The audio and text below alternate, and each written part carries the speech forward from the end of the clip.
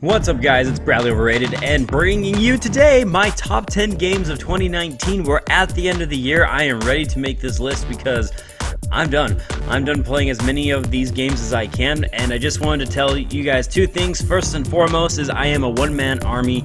I have not been able to play all the big AAA titles this year, so if there's a game that you feel should be on this list, I'm sorry. The chances are I just probably didn't get a chance to play it yet, so bear that in mind. And then the last thing I just want you to take into consideration is that this is my own personal opinions. This is not official. This is not like me saying these are without a doubt the best games. These are just the top 10 games that I enjoyed the most this year.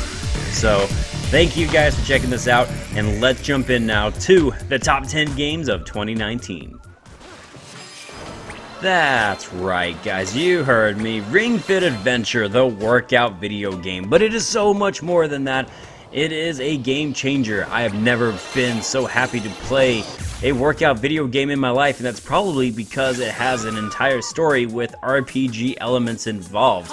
I level up my character in the game, and I level up myself in real life. And you know what? If I can work out to a video game and it helps me to feel great, get in better shape, and lose weight, that's a plus in my book. So yes, Ring Fit Adventure gets on the list at number 10. Coming in at number 9 is in fact Luigis Mansion 3, and I love this game, especially the single player aspects, man. I just loved going through this hotel and exploring it from head to toe, from every nook and cranny, fighting the boss fights, solving the puzzles, and the animations. Oh, they were just so good. Seriously though, if you don't have this game on the Nintendo Switch, you are doing yourself a disservice and you need to go pick this up right now, because Luigi's Mansion 3 is awesome. I'm happy to put it in my top 10 list, and it is easily one of the best games on the Nintendo Switch this year. You know what I've been missing in my life? Left 4 Dead 3, Valve. Since you guys really can't count to 3 to save your lives, but you know what? That's okay. I don't need Left 4 Dead 3 anymore because I have a really good supplement to it. I have a, spiritual successor in World War Z. And World War Z is the zombie apocalypse game where you and 3 other people, preferably not the AIs, your buddies, go around and try to survive the zombie infestation. It's very similar to Left 4 Dead. It's arguably just as challenging and just as fun in many of the areas. I really like it, and I'm actually quite impressed by how they managed to get so many zombies on the screen, and I hardly ever see a frame rate drop. So I'm just really impressed with this indie title and what they've been able to do with it. World War Z is a fantastic game if you haven't tried it. I think it's actually free on the Xbox Game Pass too, so there's no reason to not give this game a shot.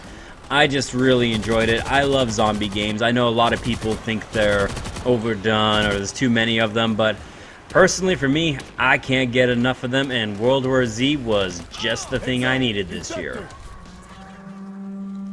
Oh baby, baby, baby, A Plague Tale Innocence was fantastic. You play as Amicia, this 15-year-old girl who has her whole life turned upside down, and now she has to survive people trying to murder her, capture her little brother, and survive the plague with a bunch of creepy rats. This story is really fun, engaging, it's very surprising, it takes some crazy left turns that I didn't expect, the gameplay is solid, the graphics are solid. This isn't even a AAA title, which makes it all the more impressive because it looks like it. So A Plague Tale Innocence is obviously going to be on the list.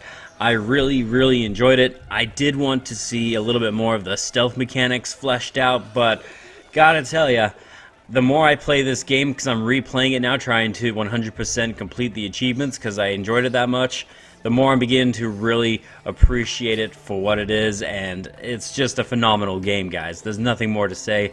Go get it, check it out, it's worth the price. Whatever the price is, pay it, play it. Yeah. I'm a little bit surprised.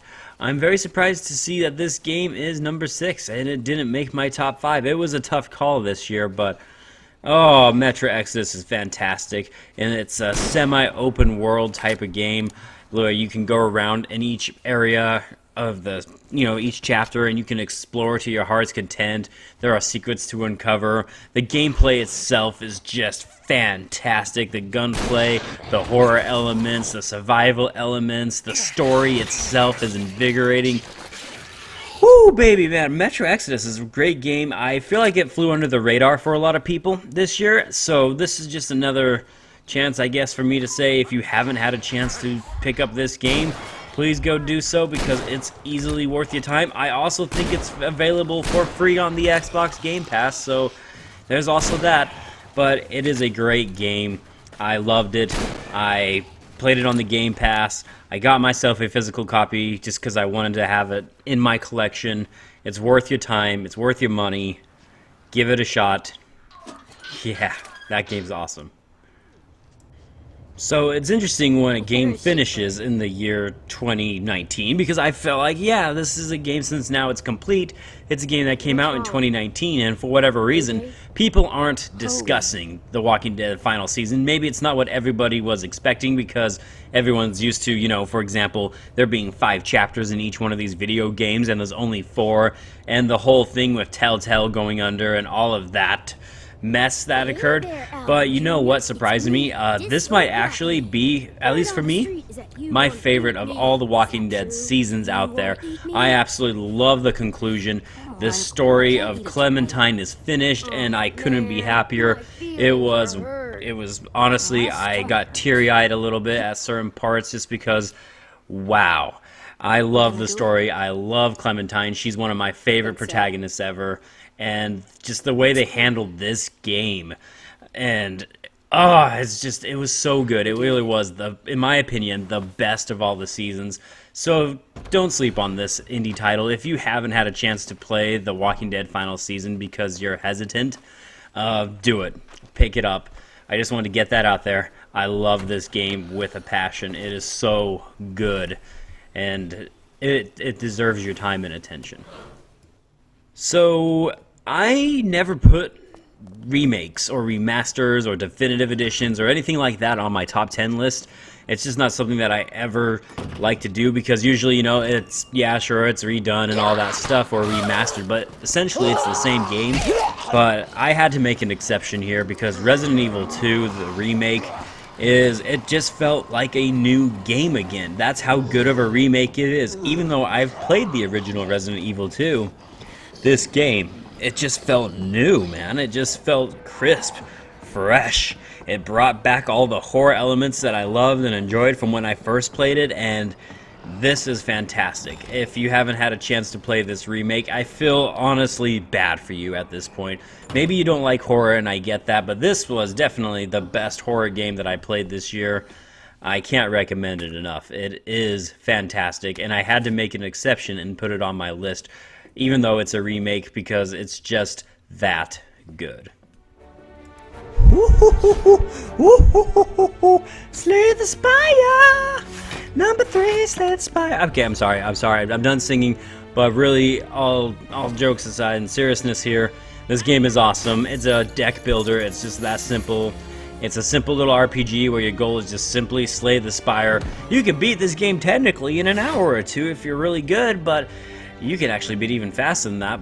But that's not the point. The point is how addicting the gameplay is. I played over 150 hours, and I still want to play it more. I love this game, guys. It is just so damn good. If you haven't tried this indie title, you need to try it. It is addicting. It is simple.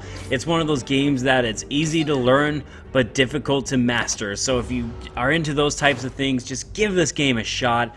Trust me, you'll get addicted to it just as much as I have. It is worth it, man. I bought it on the Nintendo Switch and loved it. I got it on PC and loved it. And if I see it on anything else, I'll probably pick it up there too, because I love this game. It easily deserves to be here in the top 3 this year. This game got snubbed, guys. I can't believe this game didn't get a nominee for the best RPG of the year, but for the fact that it also didn't get a nominee for the game of the year, that's just a crime against humanity, okay? Because Fire Emblem Three Houses is awesome. I love this game. I love going around, talking to the characters, connecting with them, building up their stats, going into battle, wondering whether or not they're going to die. I love everything about this game. It just pulls off all of its crazy different mechanics. It is so different from the norm. If you haven't tried Fire Emblem Three Houses, you need to, because this is honestly probably the best Nintendo Switch game that came out this year. Do not sleep on this game. It is worth the $60. I would have paid $80 to $100 and have been just as satisfied, because you could easily dump in hundreds of hours of gameplay into it. It is fantastic, and I loved it from head to toe. That's right, guys. The Outer Wilds is my game of the year. And the reason why, and this might seem like a weird reason, but the reason why this game is my favorite game that I played this year is because I've never played a game before that has given me so much anxiety. And I know that seems really strange, but it's true all the same time. The sense of exploration and discovering something new, each time I went and played through this game, I've never experienced anything like that before. This game is something special, and I can't believe an indie title like this could just hit a grand slam, honestly. I can't explain it. I can't put it into words about why I love this game. I really loved everything about it. Every single little bit of information in the game, and every new planet that I ventured to. And screw the anglerfish, alright? Screw those guys! Sorry, those guys they scared the crap out of me. But that's exactly my point, is every little thing I discovered in this game was something special to me. And I couldn't stop playing it, even after I finished it and got the good ending, and I spent 45 hours into it. I just wanted to hit the reset button after finishing it. I just wanted to go back and just screw around in this world, because the Outer Wilds was something special, and it's a once-in-a-lifetime type of game. I've never quite experienced anything like it, so if you have a chance, I highly recommend you play it. I loved it from head to toe.